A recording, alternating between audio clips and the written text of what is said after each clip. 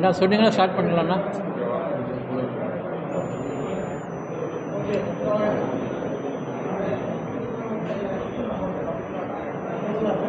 ஓகேவா, ஸ்டார்ட் பண்ணலாமா? கொஞ்சம் பின்னாடி பேச வேணாம், கொஞ்சம் ப்ரெஸ் கிட்ட இருக்குது, அதுக்கப்புறம் நல்லா இருக்கும். பத்திரிகை மற்றும் தொலைக்காட்சி நண்பர்களுக்கு அனைவருக்கும் வணக்கம். நான் ரங்கநாயக்குழு, தமிழக பாஜக ஊடகப் பிரிவு மாநில அமைப்பாளர். குறிப்பாக இன்று ஒரு முக்கியமான தினம், தேசிய பத்திரிகையாளர் தினம். உங்கள் அனைவருக்கும் தமிழக பாஜக ஊடகப் பிரிவு சார்பில் என்னுடைய வாழ்த்துக்களையும் பாராட்டுகளையும் தெரிவித்துக் கொள்கிறேன். குறிப்பாக நம் ஊடகப் பிரிவில், தமிழக பாஜக ஊடகப் பிரிவில் 67 மாவட்டங்களில் மாவட்ட வாரியாக அமைப்பு ரீதியாக நிர்வாகத்தை நாங்கள் அமைத்திருக்கிறோம். அதன் ஒரு பகுதியாக பெருங்கோட்ட வாரியாக கூட்டங்கள் நடைபெற்று வருகிறது. இன்று திருச்சி பெருங்கோட்ட ஊடகப் பிரிவு சார்பில் நிர்வாக ரீதியான அமைப்பு ரீதியான ஒரு கூட்டம் நடைபெற்றது. இந்த கூட்டத்தில் குறிப்பாக வரும் காலகட்டத்தில் 2026 தேர்தலுக்கு தேவையான முன்னேற்பாடுகள், ஊடகம் சார்ந்த முன்னேற்பாடுகள் பற்றி எங்களுடைய நிர்வாகிகளுடன் தெளிவாக நாங்கள் விவாதித்தோம். அதேபோல் தமிழக பாஜக அணி பிரிவுகள் மாநாடு வருகின்ற 29ஆம் தேதி கும்பகோணத்தில் கிட்டத்தட்ட 25,000 பேரோடு ஒரு பெரிய நிகழ்ச்சி நடக்கிறது. தமிழக பாஜக வரலாற்றிலேயே முதலாக அணி பிரிவுகளுடைய மாநில நிர்வாகிகள், மாவட்ட தலைவர்கள், மாவட்ட நிர்வாகிகள் இவர்களோடு சேர்த்து இந்த ஒரு மாநாடு நடைபெற்று வருகிறது. இந்த மாநாட்டுக்கு அழைப்பதற்காகவும் இந்த கூட்டத்தில் விவாதிக்கப்பட்டது. இந்த தேசிய பத்திரிகையாளர் தினம், இந்த ஒரு முக்கியமான நன்னாளில் என்னுடைய தமிழக பாஜக ஊடக சார்பில் நாம் வைக்கக்கூடிய ஒரு நல்ல ஒரு வேண்டுகோள் என்னவென்றால், முதலில் நாம் அனைவருமே ஊடகத்தை சார்ந்தவர்கள் எல்லோருமே நடுநிலையாக இருக்க வேண்டும் என்று நான் வேண்டுகொள்கிறேன். நம் ஊடகத்திற்காக அனைவருமே 24 மணி நேரம் வேலை செய்யக்கூடிய அந்த ரிப்போர்ட்டர்ஸு, கேமராமேன், அவங்களுக்கு எல்லாருக்குமே என்னுடைய வாழ்த்துக்கள். வருங்கால கட்டத்தில் நம்ம தமிழக பாஜக ஊடகப் பிரிவு சார்பில் இந்த பத்திரிகையாளருக்கு, குறிப்பாக எல்லா மீடியா பர்சன்ஸுக்கு மத்திய அரசுடைய நலத்திட்ட உதவிகள் துவங்குறதுக்காக ஒரு ஏற்பாடுகள் செய்யப்பட்டுள்ளன.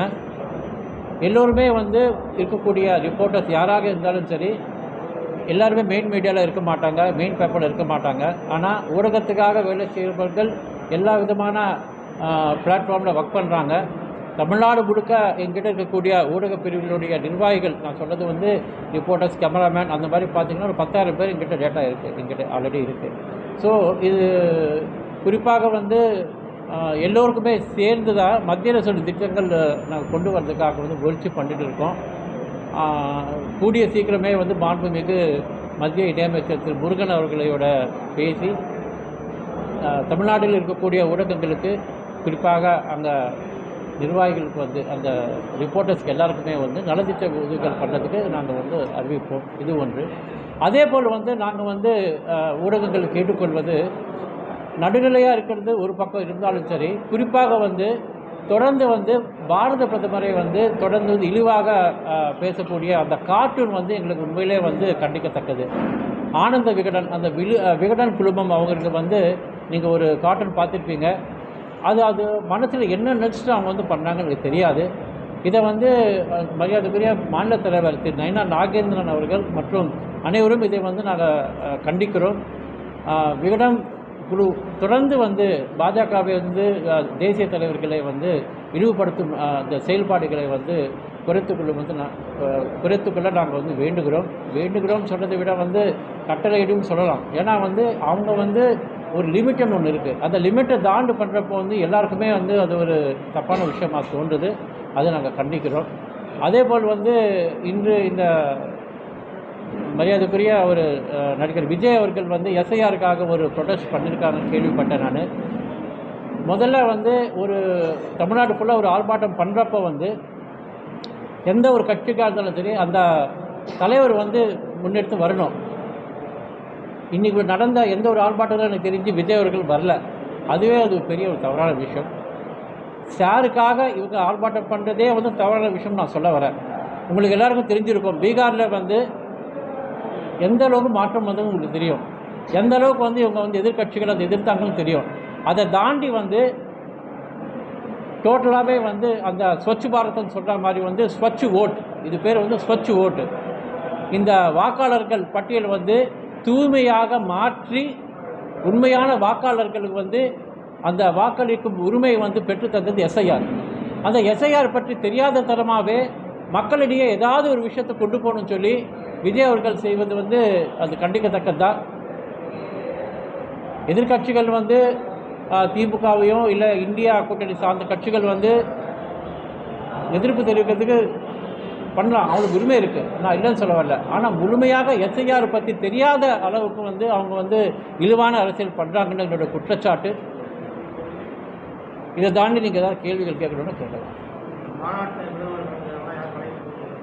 இதுக்கு இந்த பிப்ரவரி மாநாட்டுக்காக இல்லை, இந்த 29ஆம் தேதி மாநாட்டுக்கு வந்து பிரதமர் கலந்துக்கல. ஆனால் வரக்கூடிய 20-26 பிப்ரவரியில் வந்து 2 லட்சம் நான் சொல்கிறது வந்து அணி பிரிவுகளுடைய மாநில நிர்வாகிகள், மாவட்ட தலைவர்கள், மாவட்ட நிர்வாகிகள், மண்டல நிர்வாகிகளோட வந்து ஒரு 2 லட்சம் பேரோட வந்து நாங்கள் யோசிச்சுட்டு இருக்கோம். அதுக்கு பிரதமருக்கு வந்து வருவதற்கு வாய்ப்பு இருக்குது. அது தேதி அறிவித்த பின் வந்து அது நம்மளுக்கு கன்ஃபர்மேஷன் நம்மளுக்கு வரதுக்கு வாய்ப்பு இருக்குது.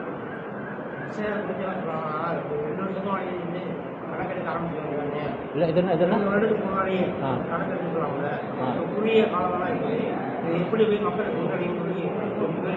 பீகார்லேயே வந்து அவ்வளோ பெரிய, நம்மளை விட வந்து ரொம்ப பெரிய மாநிலம் வந்து பீகார். 243 தொகுதிகள். அதிலே வந்து அவங்க வந்து குறிப்பிட்ட காலகட்டத்தில் வந்து முடிச்சுட்டாங்க. இப்போ வந்து எங்களுடைய கணக்குப்படி இப்போ அங்கே அரசாங்க அதிகாரிகளுக்கு வந்து கரெக்டான ஒரு ட்ரைனிங் கொடுத்தாங்கன்னா இந்த 1 மாதம் காலகட்டத்தில் தேவையில்லை. ஆக்சுவலாக 15 நாளே போகுது ஆக்சுவலாக. ஏன்னா 1000 பேருக்கு ஒரு ஆஃபீஸர்னு போடுறப்போ வந்து அது பெரிய விஷயமே இல்லை. இப்போ அவங்களோட நீங்கள் பார்த்தீங்கன்னா தொடர்ந்து வந்து மீடியாலையும் சோஷியல் மீடியாவிலும் விழிப்புணர்வு வந்து கொண்டுட்டே இருக்காங்க. நீங்கள் பார்த்தீங்கன்னா நூற்றுக்கணக்கான ஆயிரக்கணக்கான வீடியோக்கள் வந்துகிட்டே இருக்குது. அதனால் வந்து நீங்கள் சொல்கிற மாதிரி வந்து ஒரு 5% 10% அந்த ஃபில்அப் பண்ணாத ஒரு கஷ்டம் இருந்தாலும் சரி, அதற்கு தான் சொல்கிறாங்க அந்த ஆஃபீஸர்ஸ் வந்து 1த்துக்கு 3 வாட்டி வராங்க. ஒரு வாட்டி வராங்க, வீட்டில் ஆளுங்க இல்லை. 2வது வாட்டி வராங்க, இல்லை. 3வது வாட்டியும் வராங்க. அதை தாண்டி அவங்க இல்லைனாலும் சரி, ஆன்லைன்லேயே வந்து இப்போ எலெக்ஷன் கமிஷன் வந்து ஒரு வழிகாட்டுதல் பண்ணியிருக்காங்க. அதனால் வந்து யாரும் விட்டு போகிறதுக்கு வாய்ப்பு இல்லை. நான் ஒரே ஒரு தகவல் மட்டும் நான் சொல்ல பாருங்கள். எத்தனை வாக்காளர்கள் இருந்தாலும் அவங்களுடைய வாக்குரிமை வந்து செலுத்துவதற்கு முழுமையாக வந்து ஒரு அங்கீகாரம் கொடுக்கக்கூடியது எஸ்ஐஆர். பொய்யான வாக்காளர்கள் இருந்தாங்கன்னா அவங்கள நீக்கி தூய்மையான ஒரு வாக்காளர் பட்டியல் பண்ணுறது தான் எஸ்ஆருடைய பணி. இது முதல்ல வந்து மக்கள் வந்து விழிப்புணர்வு வந்து நாளுக்கு நாள் அதிகரித்து கொண்டிருக்கிறது. அதனால் வந்து இவங்க எவ்வளோ தான் சூழ்ச்சி செஞ்சாலும் மக்கள் வந்து அந்த யோசிக்க ஆரம்பிச்சிட்டாங்க. திமுக பிரச்சனையே என்னன்னா அவங்களுக்கு வந்து எஸ்ஐஆர்ன்னு சொன்னாலே பயப்படுறாங்க. அண்ணா யூனிவர்சிட்டி விஷயத்துலையும் பயப்படுறாங்க, எஸ்ஐஆர்ன்னு சொன்னாலும் சாரன்னாலும் பயப்படுறாங்க. ஏன்னா அவங்களுக்கு தெரியும் இத்தனை நாள் அவங்க வெற்றி பெற்றது அப்படி தான். திமுகவில் வந்து நீங்கள் பார்த்தீங்கன்னா அந்த கிளையில் இருக்கக்கூடிய அவங்களுக்கு வேலையை என்ன தெரியுமா ஆக்சுவலாக?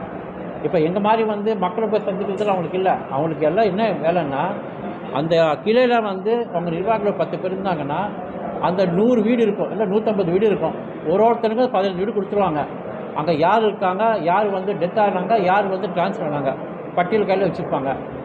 பட்டியலில் கையில் வச்சுக்கிட்டு எலெக்ஷன் டேத்தில் என்ன பண்ணணுமோ பண்ணுவாங்க. Mall practice. நாங்கள் எத்தனையோ கம்ப்ளைண்ட் வந்து நாங்கள் அந்த காலகட்டத்தில் கொடுத்துட்டே தான் இருக்கோம். ஆனால் 20 வருஷம் கழித்து இப்போ வந்து இந்த எஸ்ஐஆர் வந்து இந்த வந்ததுனால வந்து முழுமையாக வந்து இந்த தூய்மை பணியில் வந்து நடக்கும். கண்டிப்பாக வந்து 2026 வந்து மாற்றம் வரும். தேசிய ஜனநாயக கட்சி கூட்டணி சார்பில் வந்து நம்ம ஆட்சி அமையும் வந்து எங்களுக்கு நம்பிக்கை இருக்குது. தொடர்ந்து வந்து மரியாதைக்குரிய மாநில தலைவர் திரு நயினார் நாகேந்திரன் அவர்கள் சுற்றுப்பயணத்தை தொடர்ந்து நானும் வந்து ஊடக பிரிவு மாநில பொறுப்பாளர் முறையில் போகிறேன். எங்கே போனாலும் வந்து எழுச்சியான ஒரு நிகழ்ச்சி, மக்கள் ஆர்வத்தோடு இருக்காங்க. இன்னும் சொல்லணுன்னா மக்களுக்கே அங்கே இருக்கக்கூடிய மக்களுக்கே வந்து அந்த மாவட்டத்தில் அந்த தொகுதியில் இருக்கக்கூடிய பிரச்சனைகளை வந்து வெளிச்சத்தை போட்டு காட்டணும்னு அவங்களே ரொம்ப ஆச்சரியப்படுறாங்க. இவ்வளோ பிரச்சனை நடக்குதுன்னு சொல்லி அந்த வரக்கூடிய மக்களுக்கு அனைவருக்குமே வந்து என்னென்ன பிரச்சனைகள் அந்த மாவட்டத்தில் அந்த தொகுதியில் இருக்குதுன்னு சொல்லி வெளிச்சத்தை காட்டி வீடியோ போட்டா இருக்குது. ஸோ அதனால் வந்து மக்கள் வந்து இப்போவே அவங்களுக்கு வந்து ஓரளவுக்கு வந்து அவேர்னஸ் வந்தாச்சு. கண்டிப்பாக வந்து இந்த மரியாதைக்குரிய மாநில தலைவருடைய சுற்றுப்பயணம் முடிகிற டயத்தில் வந்து மிகப்பெரிய மாற்றத்தை வந்து தமிழக மக்கள் வந்து எதிர்பார்க்கலாம். மக்கள்கிட்ட விழிப்புணர்வு இல்லை. நீங்கள் அந்த விழிப்புணர்வுக்காக பாரதிய ஜனதா கட்சி ஊடகத்தில் என்னென்ன பணிகள் செய்யுங்க? ஆமாம், நல்ல கேள்வி. இதில் என்னென்னா, நாங்கள் என்ன பண்ணியிருக்கோம், ஆல்ரெடி வந்து எங்களுக்கு வந்து பூத்து வாரியான ஊடக பிரிவுன்னு இல்லை, அமைப்பு ரீதியான விஷயம் நான் சொல்கிறேன். பூத்து வாரியாக எங்களுக்கு வந்து 1+10 இருக்காங்க. ஆக்சுவலாக இப்போ உங்களுக்கு தெரிஞ்சிருக்கோம், கடந்த 3 மாதங்களாகவே வந்து பூத் கமிட்டி மாநாடு நாங்கள் நடத்துகிறோம். இப்போ இது வந்து 3 இடத்துல நடந்திருக்கோம். நீங்கள் பார்த்தீங்கன்னா ஒவ்வொரு பூத்துக்கும் வந்து 1+10 இருக்காங்க, நிர்வாகிகள் இருக்காங்க. அந்த நிர்வாகிகள் வந்து பிஎல்ஓவோட பிஎல்இ யாராக இருந்தாலும் சரி, இந்த வீடு தொடர்பு போகிறப்போ வந்து எங்கள் நிர்வாகிகள் போடுறாங்க, போய் முன்கூட்டியே போய் வந்து அறிவிக்கிறாங்க, சொல்கிறாங்க இந்த மாதிரி ஆஃபீஸர்ஸ் வராங்க, உங்களுக்கு தேவையான எல்லா ஆவணங்களும் கையில் வச்சுக்கோங்க, உங்களுக்கு ஃபில்அப் பண்ணதுக்கு எதாவது பிரச்சனை இருந்தால் நாங்கள் வந்து ஹெல்ப் பண்ணுறோம்னு சொல்லி. பட் எலெக்ஷன் ஆஃபீஸர் அவங்களே பார்த்துக்கிறாங்க. நாங்கள் உறுதுணையாக தான் இருக்கோம், பக்கத்தில் இருந்து விழிப்புணர்வு நாங்கள் பண்ணியிருக்கோம். இது வந்து பூத் லெவல் மட்டும் இல்லை, மாநில நிர்வாகிகள் யாராக இருந்தாலும் சரி, நாங்கள் எல்லாருமே வந்து எங்களுக்கு பொறுப்பு கொடுத்துருக்காங்க. நாங்கள் இருக்கக்கூடிய அந்த பகுதியில் போய் நாங்கள் வந்து எங்களுடைய பூத்தில் இருக்கக்கூடிய எல்லாருக்குமே வந்து இந்த விழிப்புணர்வுக்கு 1 நாள் 2 நாள் முன்னாலே வந்து நாங்கள் வந்து மெசேஜ் போடுறது, ஃபோன் பண்ணி சொல்கிறது, அவங்களுக்கு விழிப்புணர்வு வந்து மேக்ஸிமம் நாங்கள் ஏற்படுத்திட்டு இருக்கோம். அதே விதமாக வந்து கிராம அளவில் கூட அதுவே பார்த்திங்கன்னா எங்களுடைய நிர்வாகிகளை வந்து வீடு வீடாக சென்று அதுக்கு தேவையான எல்லா ஒரு விஷயத்தை வந்து கொண்டு போய் சேர்க்குறாங்க.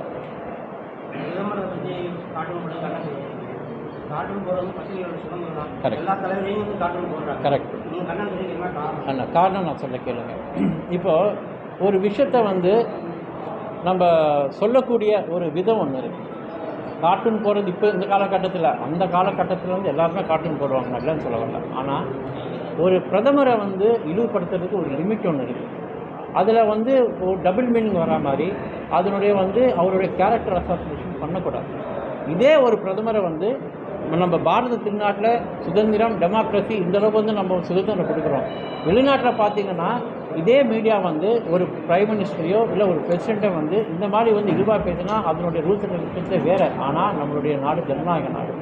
இருந்தாலும் வந்து நம்ம வந்து தொடர்ந்து வந்து நம்ம கண்டனம் தெரிவிக்கிறோம் தவிர, நம்ம எந்த அளவில் வந்து அவங்களா வந்து மனம் மாற்றி தவறான செய்தி கொடுக்காம சரியான செய்தி கொடுக்கணுன்றது தான் நம்ம வந்து கேட்குறோம். அது ஓகே.